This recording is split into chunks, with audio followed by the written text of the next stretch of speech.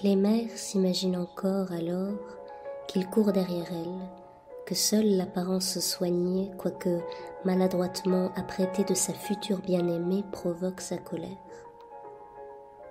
Qu'on en finisse avec ces atours, ces niaiseries foncièrement enlaidissantes, pour l'amour de lui. Il fera comprendre à Erika qu'à tout prendre, la seule parure acceptable à ses yeux sur un visage agréable, qui n'est pas pour lui déplaire, c'est la propreté. Erika se ridiculise inutilement. Une douche 2 fois par jour, voilà comment Clémère entend l'hygiène corporelle, et ça suffit. Et il exige aussi des cheveux propres, il abhorre les coiffures mal soignées. Or depuis peu, Erika se harnache comme un véritable cheval de cirque. Voilà que cette femme s'est mise à piocher dans ses réserves vestimentaires qui dormaient au fond d'un placard afin de plaire encore davantage à l'élève. Ça doit le renverser, et en effet, de toutes parts on s'étonne, on remarque qu'elle en fait trop, à croire qu'elle est tombée dans un pot de peinture.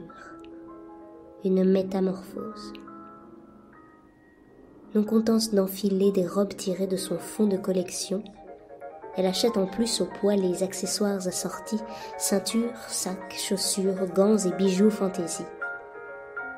Séduire l'homme du mieux qu'elle peut, voilà ce qu'elle veut, mais elle n'éveille en lui que ses plus mauvais penchants. On ne réveille pas un tigre qui dort, il ne fera d'elle qu'une bouchée, lui souffle Clémère, allusion à sa modeste personne. Erika parade telle une gravure de mode ivre, beauté, éperonnée, camouflée, harnachée, embellie et ravie. Que n'a-t-elle plutôt forcé ses armoires afin d'accélérer l'évolution de cette liaison compliquée? De son entrepôt de soie chamarrée jaillissent merveille sur merveille. Elle a enfin osé ce coup de force et se délecte à imaginer les œillades à peine voilées qu'elle ne reçoit pas, ignorant les railleries à peine plus voilées des gens qui la connaissent depuis longtemps et s'inquiètent sérieusement de son changement d'allure. Erika est ridicule, pourtant elle est bien emballée, bien ficelée. Or tous les vendeurs le savent, c'est l'emballage qui compte. 10 couches superposées, protection et tentation assurée. Et le tout assorti. Jolie performance.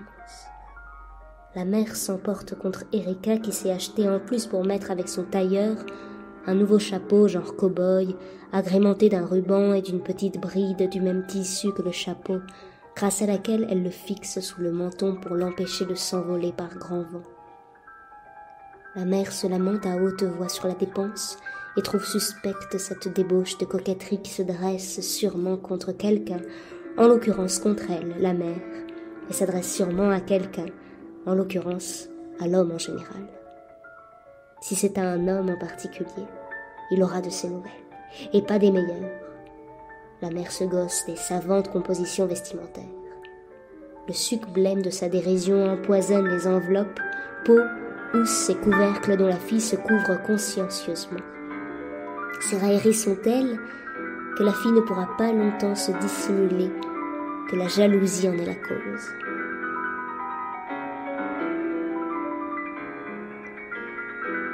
À la remorque de cet animal, somptueusement caparaçonné et sans égal dans la nature, Walter Clémère, son ennemi naturel, caracole.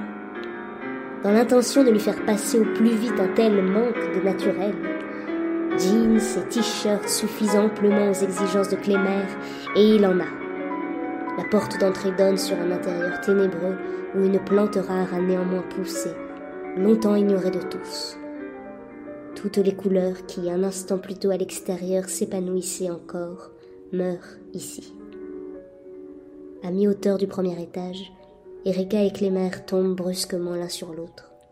Aucune échappatoire, ni garage, ni remise, ni parking. Hommes et femmes tombent face à face, mais pas par hasard. Et le troisième larron invisible, en la personne de l'instance maternelle, attend en haut le moment de donner sa réplique. Avec sérieux et bienveillance, Erika conseille à l'élève de décamper sur le champ. Elle est altière. L'élève résiste sérieusement, bien qu'il n'ait guère envie de rencontrer la mère.